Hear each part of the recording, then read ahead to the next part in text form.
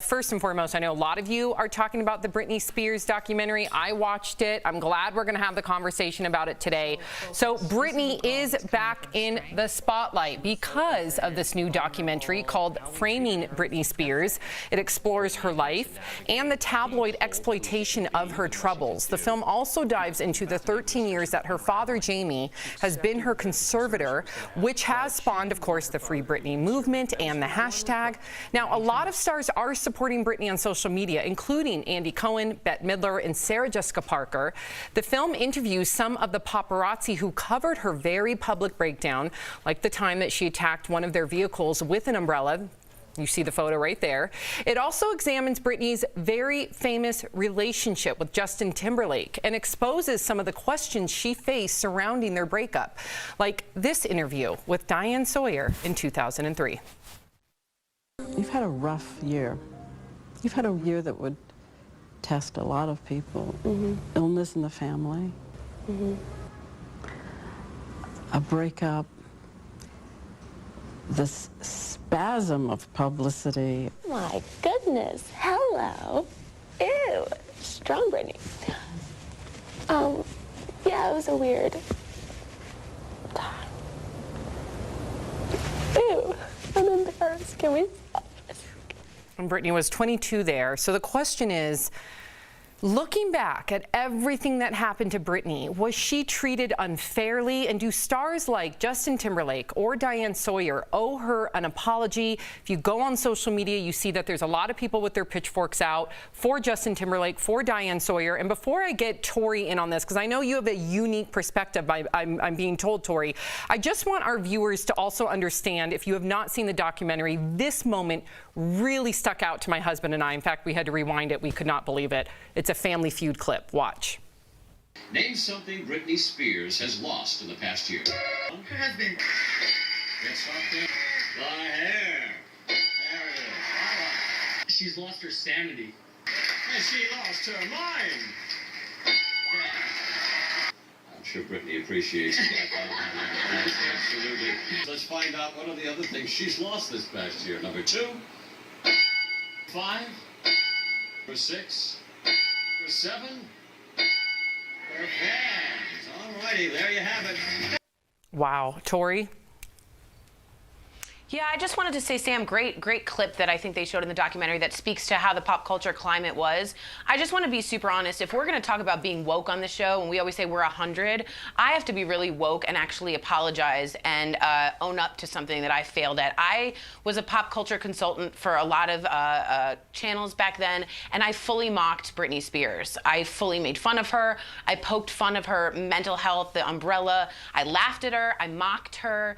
I satirized her. All of these things I did, and if I don't own up to that, I don't know if you can ask Justin Timberlake and all those two. So it has to start with the people in the media that caused it, and the conversation has to change. I know better now. I went through it. I feel terrible for what I did, but you got to own up to what we created a monster. We wanted the monster, and then we pushed the monster down until the monster died, and then we laughed at that monster.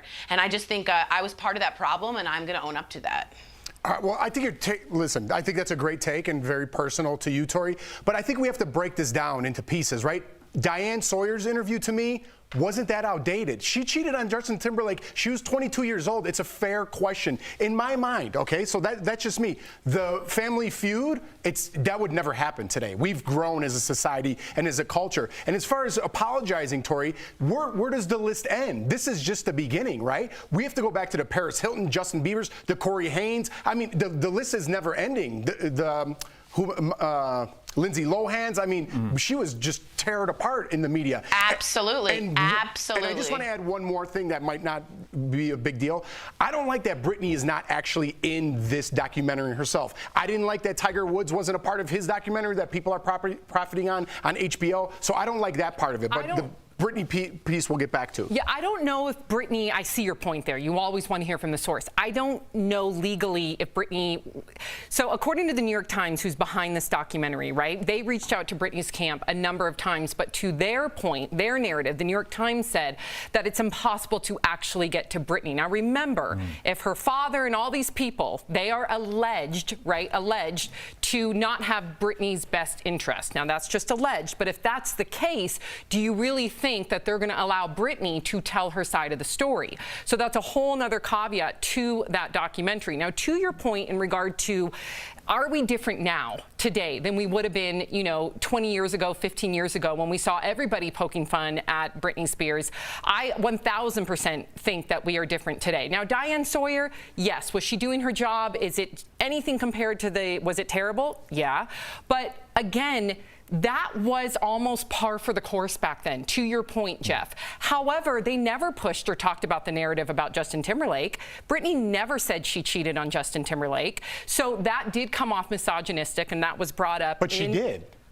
But nobody at that time knew exactly what happened. They all looked at Britney, and it's never been confirmed, actually, but they all actually pointed their fingers at Britney and never at Justin Timberlake. So the narrative in the documentary is, why didn't anybody point fingers at Justin Timberlake? Wasn't she with that backup dancer guy? It's not confirmed? It was never been confirmed, according to the sources that did the documentary. Well, I think it's a fair question, Yeah, right? I right. don't see, but anyways, sorry, Al, go ahead. Yeah, go ahead. But really quickly, the Family Feud thing would not stand today. It would not, and that's why I always say, for as much as we go back and we do look at old clips and we're like, I can't believe he said that, I can't believe she said that, the fact that we are all outraged and all our viewers are shows us that we are progressing, but it's just at a glacier's pace. This is what I wanted to say, because I know we got to keep it moving. The hashtag Free Britney, in a weird way, and I'm not trying to marginalize this other movement, but I feel like it's reminding me of the beginning of the Me Too movement. In the fact that this hashtag that at first was kind of laughed at and no one knew what it meant, now people are like, oh, this means mental health. So I would ask all the people that took the slings and arrows for the Free Britney hashtag, you've done half the work. Now it's Free Britney to where? Now it's maybe you can show people how to advocate for people that have mental health issues and might not be surrounded with the best people. So I feel like they're on the precipice of the next major movement. So keep going. Yeah, I'm glad that we are there where we are today. So thank you for that. But back then, do you remember, Tori, I think you brought up the Craig Ferguson moment. Do you want to toss to it? Yeah. No, very quickly, I just want to toss to it to say this man was ahead of his time, because he's talking about what we're talking about years later. Take a look at Craig Ferguson being real and being honest. For me, comedy should have a certain amount of joy in it. It should be about us attacking the powerful people, attacking the politicians and the Trumps and the blowhards and going after them. We should be attacking the vulnerable people. And I think, this is totally a mea culpa, this is just for me. I think my aim's been off a bit recently. I want to change it a bit. So tonight, no Britney Spears jokes. Yeah, Tori, I'll tell you this. Sam and I sat in these chairs in our commercial break yesterday, and I told her about that clip. And the reason I remembered that clip after all these years is because I remember how much dignity that showed. And somebody that's sober, somebody that's dealt with things like that, it's not that funny to other people. So I appreciate what he did that night. Amen. Yeah, well said. And thank you, Tori, for your complete transparency.